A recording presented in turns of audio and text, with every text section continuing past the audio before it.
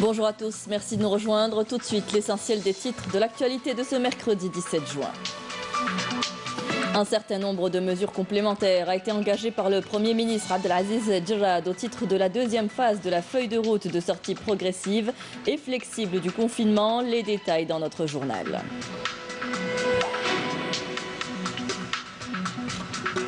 Le bilan du coronavirus, 116 nouveaux cas confirmés, 107 guérisons et 11 décès ont été enregistrés en Algérie selon les derniers chiffres. On écoutera le porte-parole du comité scientifique de suivi de l'évolution de la pandémie du coronavirus. Nous passons dès aujourd'hui à la télévision numérique terrestre. Le passage de l'analogique vers la TNT a été motivé par de nombreux avantages, notamment la qualité vidéo, images et son.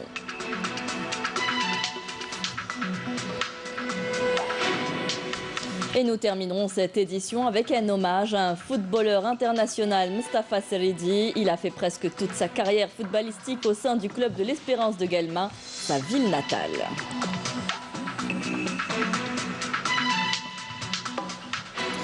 Bienvenue à tous. Je vous l'annonçais en titre, sortie progressive du confinement, des mesures complémentaires ont été engagées par le Premier ministre, des mesures retenues sur la base des évolutions et propositions de levée du confinement du comité scientifique et de l'autorité sanitaire, ainsi que les évaluations émanant des commissions de Wilaya chargées de coordonner l'action sectorielle de prévention et de lutte contre la pandémie du Covid-19, en tenant compte également des dispositions prévues par la réglementation en vigueur. Parmi les précisions ajoutées, elles concernent en premier lieu les congés exceptionnels. La mesure est maintenue pour les femmes enceintes et celles ayant des enfants à charge âgés de moins de 14 ans.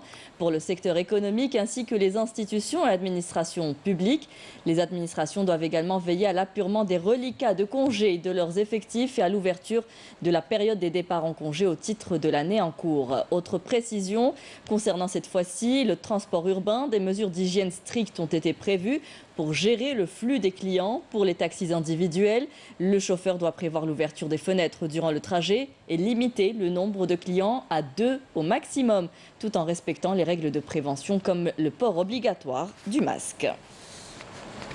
Concernant l'ouverture des mosquées, le ministre des Affaires religieuses, Youssef Belmehdi, a réaffirmé aujourd'hui que la décision reviendra au comité scientifique de suivi de l'évolution de la pandémie du nouveau coronavirus. Je vous propose de l'écouter.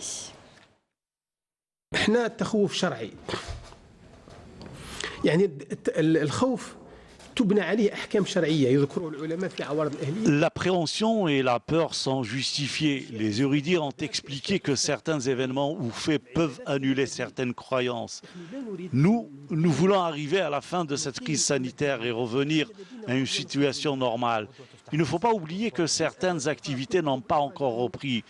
Des voix se sont élevées pour dire pourquoi nous n'avons pas suivi d'autres pays qui ont rouvert les mosquées. Je rappelle que nous avons une stratégie scientifique arrêtée par des médecins que nous devons suivre. Il y a quelque temps, des gens disaient que le protocole sanitaire des médecins algériens n'était pas efficace et était contesté. Pourtant, ils se sont rétractés par la suite et ont même suivi ce même protocole. Donc, nous avons pris des décisions qui ont donné des résultats. Il ne faut plus revenir à la case départ. Nous sommes sur la bonne voie. Concernant le bilan du coronavirus dans le pays, 116 nouveaux cas confirmés de coronavirus, 107 guérisons et 11 décès ont été enregistrés en Algérie selon le dernier bilan. C'est ce qu'a indiqué hier le porte-parole du comité scientifique de suivi de l'évolution de la pandémie du coronavirus. Voici les chiffres en détail présentés par Dr Jamel Fourard. On l'écoute. Pour ce qui est des principaux indicateurs au cours des 24 dernières heures, nous avons enregistré 116 nouveaux cas. 107 cas patients guéris qui ont quitté les établissements hospitaliers, 42 patients en soins intensifs et 11 décès. Avec l'enregistrement de 116 nouveaux cas, le total cumulé des cas depuis le début de l'épidémie est de 11 147 cas, soit une incidence de 25 cas pour 100 000 habitants. Et sachant également que 12 wilayas n'ont pas enregistré de cas au cours des 24 dernières heures. Pour ce qui est des décès, nous avons malheureusement enregistré 11 nouveaux décès au cours des 24 dernières heures, ce qui porte le total cumulé des décès à 788, sachant que 76% des décès sont âgés de 60 ans et plus et que 72% des 11 décédés d'aujourd'hui ont une maladie chronique. Pour ce qui est des patients guéris qui ont quitté les établissements hospitaliers, depuis le début de l'épidémie à ce jour, leur nombre est de 7 842, dont 107 ont quitté les structures guéries au cours des 24 dernières heures. Pour ce qui est des patients qui ont bénéficié à ce jour du traitement selon le protocole thérapeutique en vigueur, le nombre total est de 22 965. Pour ce qui est des patients en soins intensifs, nous avons actuellement 42 patients en soins intensifs. Il faut toujours rappeler, nous demandons encore une fois à nos citoyens de se conformer, de rester vigilants en cette période cruciale et de respecter strictement les mesures de prévention quotidiennement appliquées, notamment le port obligatoire du masque de protection, et ceci en toutes circonstances. Les transports urbains entre wilayas sont toujours suspendus suite aux mesures de confinement. La compagnie aérienne Tassili Airlines, filiale de Sonatrach, et en coordination avec les autorités locales, a décidé de prendre en charge le transport des cas urgents de malades des régions éloignées du sud vers les grands hôpitaux. Yannis Saïd Belkacem. Alors qu'ils étaient obligés de faire des kilomètres pour bénéficier des soins d'urgence, aujourd'hui, grâce à l'opération d'évacuation sanitaire pilotée par la compagnie Tassili Airlines, les malades d'In Amenas pourront avoir accès à des soins immédiats, à l'exemple de ce jeune homme victime d'un accident de la route. Mon fils a eu un accident de voiture. Nous allons directement vers un hôpital spécialisé en chirurgie cardiovasculaire. Cela n'aurait pas pu se faire sans l'initiative de l'entreprise Sonatrach. J'espère que ce n'est pas la dernière opération, car nous avons beaucoup de malades qui ont besoin de soins d'urgence. Leur déplacement nécessite un long trajet pour se rendre à Ouargla ou d'autres wilayas.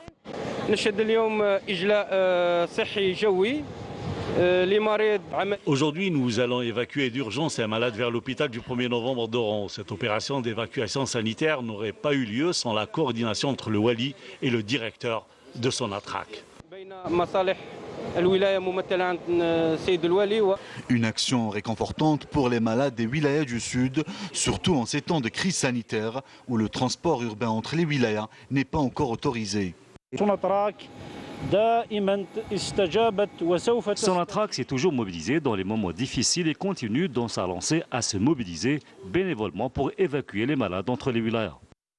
Les opérations de transfert des malades se poursuivront et seront soumises à des strictes mesures de prévention contre la Covid-19.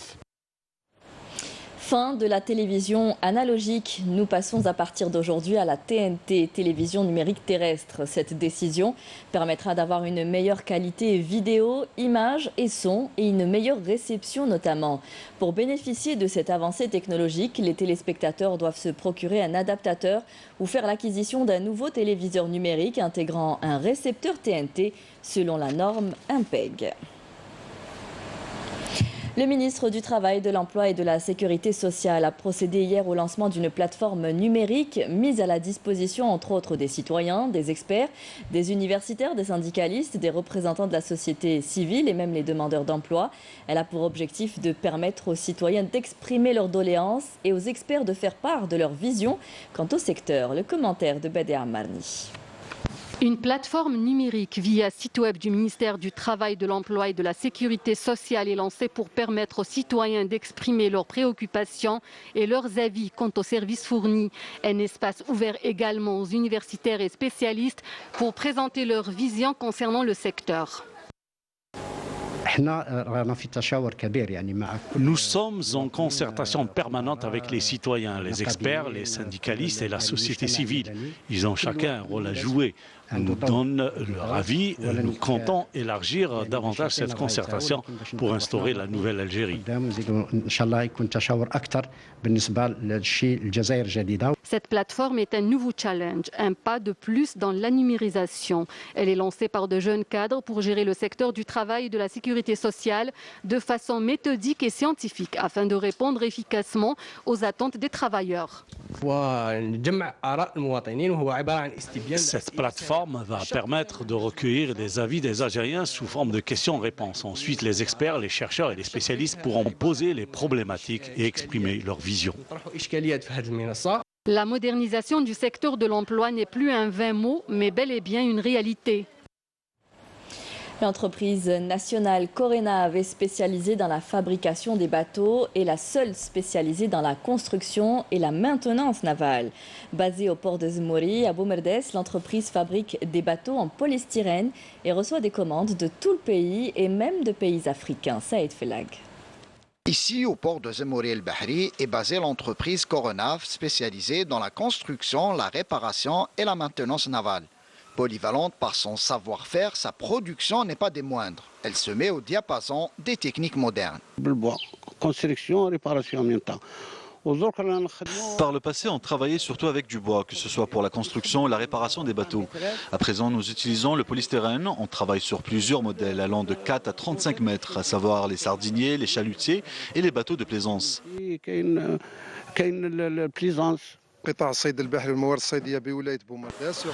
Le secteur de la pêche et de l'aquaculture dans la wilaya de Boumerdes demeure un pôle productif au niveau national. Nous avons d'ailleurs entamé la construction du premier tonnier en Algérie d'une longueur de 35 mètres. Les employés de cette entreprise ont été formés au centre de formation professionnelle et d'apprentissage qui leur ont permis d'accéder à toutes les spécialités. J'ai commencé ici en tant que stagiaire durant 24 mois. On a été bien formés, on a débuté avec le bois avant de passer à la fibre de verre. Lorsqu'on a terminé notre cursus de formation, nous avons été envoyés ici, puis nous avons commencé le travail. L'activité de la construction navale et de la réparation des bateaux de pêche, ainsi que l'aquaculture, est sans nul doute une plus-value pour l'économie nationale et le marché du travail. Dans l'actualité internationale, le président malien Ibrahim Boubacar Keïta a annoncé hier des discussions en vue d'un gouvernement d'union nationale dans l'espoir de dissiper la contestation dont il fait l'objet et qui complique encore l'action pour sortir le pays de la tourmente. Des dizaines de milliers de personnes ont réclamé la démission du président malien, désormais tenu pour personnellement responsable dans les rues de Bamako le 5 juin. Pyongyang menace de renforcer sa présence militaire aux abords de la zone démilitarisée au lendemain de la démolition du bureau de liaison avec le Sud. Pékin, quant à elle, se reconfine suite à un brutal rebond de la Covid-19. C'est en bref ce matin avec Kelly Maïfa.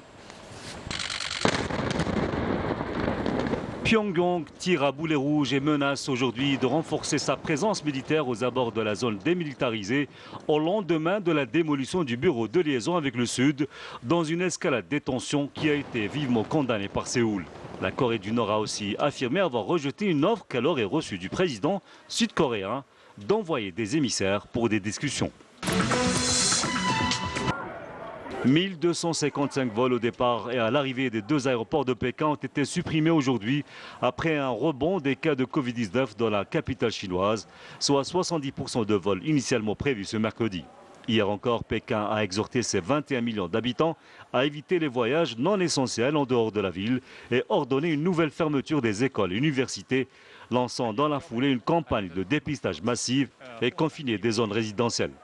Plusieurs villes et provinces imposent désormais une quarantaine à l'arrivée aux voyageurs en provenance de la capitale chinoise. Ouverture d'un centre de santé des Nations Unies sur le pont international de Tiendidas, dans la ville de Villa del Rosario, à la frontière entre la Colombie et le Venezuela. Le centre doit accueillir les migrants vénézuéliens bloqués qui tentent de rentrer chez eux après avoir fui la crise socio-économique et politique au Venezuela, mais qui, ironie du sort, sont maintenant bloqués à la frontière fermée en raison de la pandémie de coronavirus. Les clients d'une salle de sport de Redondo Beach en Californie font désormais leurs exercices dans une capsule en plastique pour éviter tout contact physique avec les autres pratiquants. La salle de sport a ouvert ses portes cette semaine après 3 mois de fermeture en raison des mesures de lutte contre la propagation de la pandémie de Covid-19. Diego, la tortue géante qui a sauvé son espèce de l'extinction, retrouve enfin sa liberté sur son île d'origine dans l'archipel des Galapagos. Accompagné de 14 autres adultes reproducteurs, Diego, un mâle centenaire, a été rapatrié sur l'île déserte d'Espagnola par des employés du parc national des Galapagos. Les animaux ont été transportés en bateau depuis l'île de Santa Cruz, où Diego a passé une quarantaine d'années en captivité dans le cadre d'un programme de reproduction. L'île d'Espagnola compte désormais 2000 individus de cette espèce, dont 200 sont nés à l'état sauvage. Retour en Algérie. Le British Council a mis en ligne hier à Alger sa bibliothèque numérique qui donne accès gratuit aux adhérents algériens à de nombreux contenus culturels, éducatifs et scientifiques. Le lancement de cette bibliothèque digitale, riche de milliers d'ouvrages, s'est déroulé lors d'une cérémonie au Palais de la Culture Moufdi Zakaria en présence de la ministre de la Culture Malika Bendouda. Fela Benour était présente. Avec un simple clic, ce sont plus de 100 000 ouvrages qui sont désormais à la disposition de tous les Algériens sans aucune retenue, sans période de retrait et sans limite grâce à la bibliothèque numérique. Une première en Algérie qui met encore une fois en avant les relations d'amitié algéro-britanniques. C'est une première. Je suis vraiment très contente de cette offre. Elle tombe à point vu le confinement et le Covid-19. Je pense que je suis sûre que ça va être d'une très grande utilité aux Algériens. Dans le cadre de cette coopération, plein de choses vont se mettre en place. Nous avons le lien très profond. Et je crois que c'est le moment de développer notre partenariat gagnant-gagnant dans ce domaine de culture qui est une base pour tant de compétences. Je rends hommage aux compétences technologiques et linguistiques des jeunes Algériens. L'accès est très simple. Si vous avez plus de 18 ans, il suffit de s'inscrire en ligne. En plus des livres, vous trouverez des journaux, des magazines, théâtre, cinéma et musique, mais pas seulement. Des cours de formation font également partie du package. Il y a des audiobooks, on peut écouter. Oui. Et les e-books pour lire. On peut emprunter pour 3 semaines. Où on peut placer sur le bookshelf pour regarder en ligne. Ici, c'est pour chercher les livres académiques, history.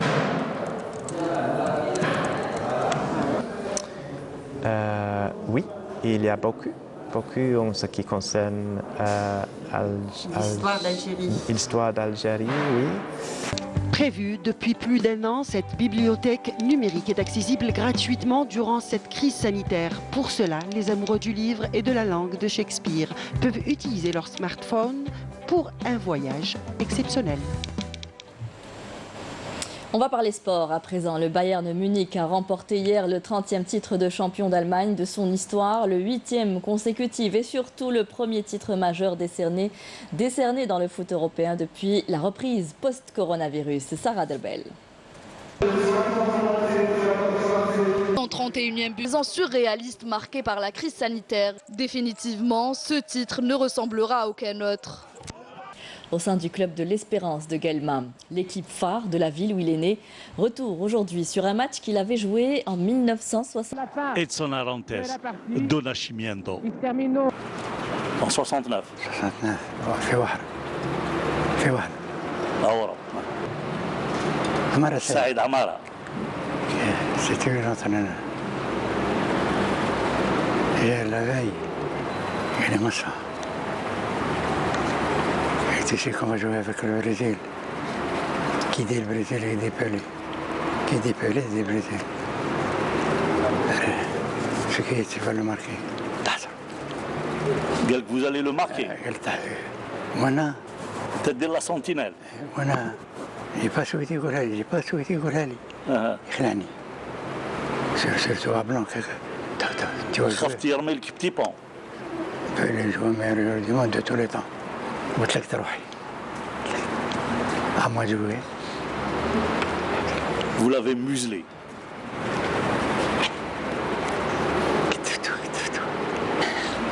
أعطاني l'essentiel, le maillot. كيما يكمل كان بتضحك. يصير ضرب السفلة وتوني أنا قدامك. بتضحك. باش الشعب يضحك شوية. توني أنا قدامك ناحية أعطاني المايو. Sacré Tiwa, comme on l'appelle communément à Guelma, ce sobriquet qui colle à la peau de Mustafa Siridi depuis des lustres. C'est une autre histoire. Il le porte depuis un certain voyage en Afrique avec les Verts de l'équipe nationale. C'est la fin de ce journal. Merci à vous tous de nous avoir prêté attention. Tout de suite, vous retrouverez Amel Laribi pour les prévisions météo. Et vous pouvez toujours nous suivre sur les adresses qui s'affichent en bas de votre écran. Très bonne journée à tous. Au revoir.